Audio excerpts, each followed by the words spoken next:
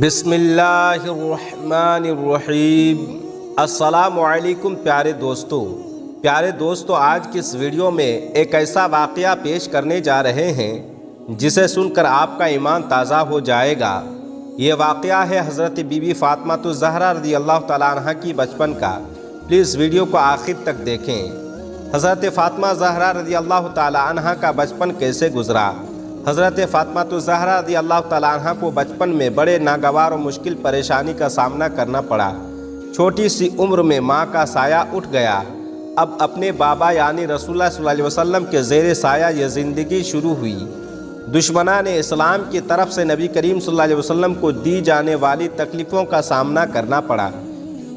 کبھی ابو جہل کے ظلم کی شکایت لے کر نبی کریم صلی اللہ علیہ وسلم کی بارگاہ میں حاضر ہوتیں، تو کبھی اپنے بابا جان محمد رسول اللہ صلی اللہ علیہ وسلم کے بارے میں کفار کے ناپاک پلان کو دیکھ کر آنسو بہاتیں، کبھی اپنے بابا جان رحمت عالم صلی اللہ علیہ وسلم کے بابرکت کندھوں سے غلاظت دور کرنے پہنچتیں۔ حضرت عبداللہ ابن عباس رضی اللہ تعالیٰ عنہ فرماتے ہیں، ایک دن ابو جہل نے بطول زہرا رضی اللہ تعالیٰ عنہ کے مقدس چہرے پر تھپڑ مارا۔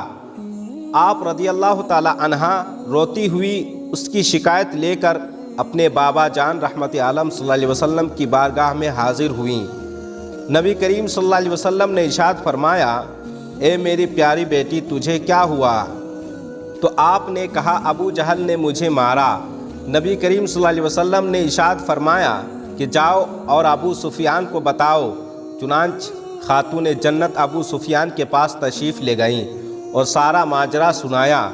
ابو سفیان نے باغ رسالت کی مہکتی کلی حضرت فاطمہ الزہرا رضی اللہ تعالیٰ عنہ کو اپنے ساتھ لیا اور سیدھے ابو جہل کے پاس پہنچے اور حضرت فاطمہ زہرا رضی اللہ تعالیٰ عنہ سے کہا، جس طرح اس نے آپ کو تھپڑ مار کر صدمہ پہنچایا ہے، تم بھی اسے مارو۔ سیدہ زہرا نے اس لعین کو تھپڑ مار کر اپنی گستاخی کا بدلہ لے لیا۔ پھر حضرت فاطمہ زہرا رضی اللہ تعالیٰ عنہ اپنے بابا جان رحمت عالم صلی اللہ علیہ وسلم کے پاس گئیں اور کہا کہ بابا جان، میں نے ابو جہل کو ایک تھپڑ مار کر اپنی گستاخی کا بدلہ لے لیا ہے۔ یہ بات نبی کریم صلی اللہ علیہ وسلم نے سن کر اپنے دست مبارک کو دراز فرما کر یوں دعا فرمائی، اے اللہ، تو ابو سفیان کو یہ نہ بھلانا۔ حضرت عبداللہ ابن عباس رضی اللہ تعالیٰ عنہ فرماتے ہیں، مجھے یقین ہے کہ ابو سفیان کا اسلام قبول کرنا نبی کریم صلی اللہ تعالیٰ علیہ وسلم کی اس دعا کی برکت سے ہے۔ حضرت عبداللہ ابن عباس رضی اللہ تعالیٰ عنہ فرماتے ہیں کہ ایک دن حضرت فاطمہ الزہرا رضی اللہ تعالیٰ عنہ سرکار دو عالم صلی اللہ علیہ وسلم کی بارگاہ میں ایسے تشریف لائیں کہ آپ کے آنکھوں میں آنسو تھے۔ آپ روتی ہوئی آئیں۔ آپ کو اس حالت میں دیکھ کر نبی کریم صلی اللہ علیہ وسلم نے آپ سے پوچھا، میری پیاری لاڈلی شہزادی، تم کیوں رو رہی ہو؟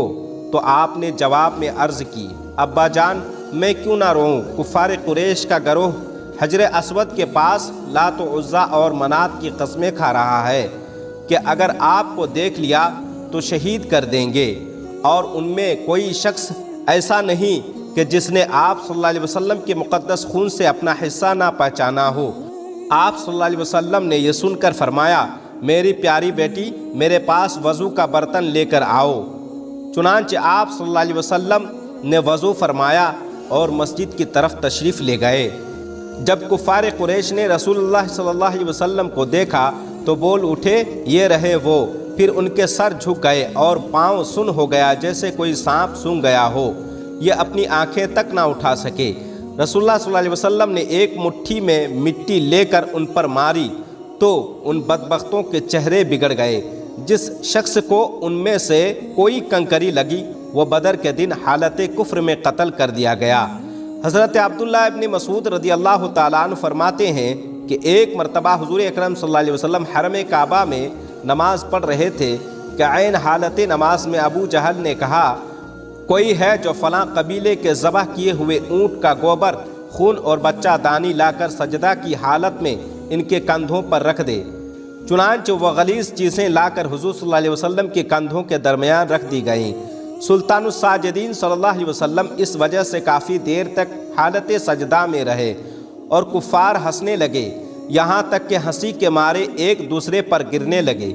کسی نے حضرت فاطمہ الزہرا رضی اللہ تعالی عنہ کو خبر دی تو آپ رضی اللہ تعالی عنہ تشریف لائیں اور ان کافروں کو برا بھلا کہتے ہوئے اس غلاظت کو آپ صلی اللہ علیہ وسلم کے مبارک کندھوں سے ہٹا دیا۔ حضور صلی اللہ علیہ وسلم کے قلب اطہر پر قریش کی اس شرارت سے انتہائی صدمہ گزرا اور نماز سے فارغ ہو کر 3 مرتبہ یہ دعا مانگی، اللہم علیکا بقریش، اے اللہ تو قریش کو اپنی گرفت میں پکڑ لے۔ پھر ابو جہل، عتبہ بن ربیعہ، شیبہ بن ربیعہ، ولید بن عتبہ، امیہ بن خلف، عقبہ بن ابی معیط اور عمارہ بن ولید کا نام لے کر دعا کی، الہی تو ان لوگوں کو اپنی گرفت میں لے لے۔